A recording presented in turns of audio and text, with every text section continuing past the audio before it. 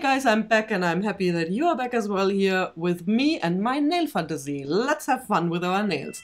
Today we're gonna have fun with a simple nail art, just some stamping, and I'm gonna do sweater nails. It's still very chilly over here and I don't know if you know this video with the two women and they go like, sweater weather. Finally, sweater weather! Yeah, sweater weather, sweater weather! If I find it, I will link it down below. It's hilarious. I love it. And it sticks in my head whenever I see sweater nails. I haven't done sweater nails so far, but it's not too late. Again, it's so cold. That's what I'm doing today, sweater nails. And I used a peel-off base coat first because I'm gonna use a glitter base. I always put a regular base coat over the peel-off. And I use as my base today the gorgeous Flaming Plum Pudding from Hit the Bottle. It's a copper brownish shade with gorgeous flakies, pink, gold and blue. Very pretty in different sizes. I stamp with a metallic polish and I also have to remove some design parts. So I will take a little longer before I can actually stamp on my nails. And to make that easier, I used the Orly Bonder after the base. This is a rubberized base coat. It has a sticky finish, so your stamping polish will stick to it. And you can take a little more time. You don't have to worry that it dries on you. I stamped with the beautiful Calypso Gold from Hit the Bottle. And then I used the Born Pretty top coat. This one will make sure that it doesn't smear your stamping, which is very important if you have designs like that here, where really a smear would totally ruin everything. And on top of all, I used the regular Sally Hansen Instadries to make that last a little longer. I stamped with a clear jelly stamper from Beauty Big Bang and I used the Dixie Plates Christmas 2017 plate, this design here, with the gorgeous snowflakes and these pretty reindeers or deers.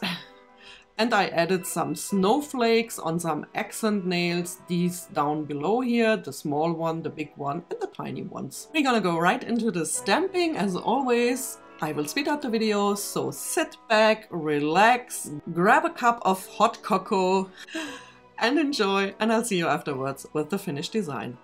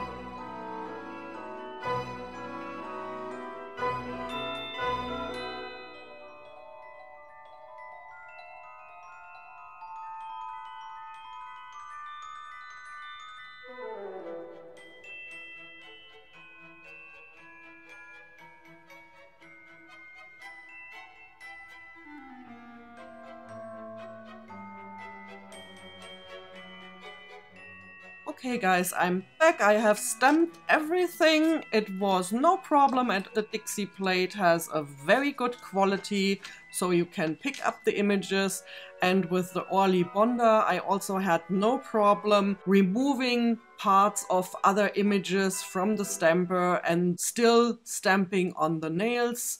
This sticks nicely even with a metallic polish that usually dries faster than regular nail stamping polish. Doesn't matter. What you should consider, you might see it here. This one is a little wobbly here.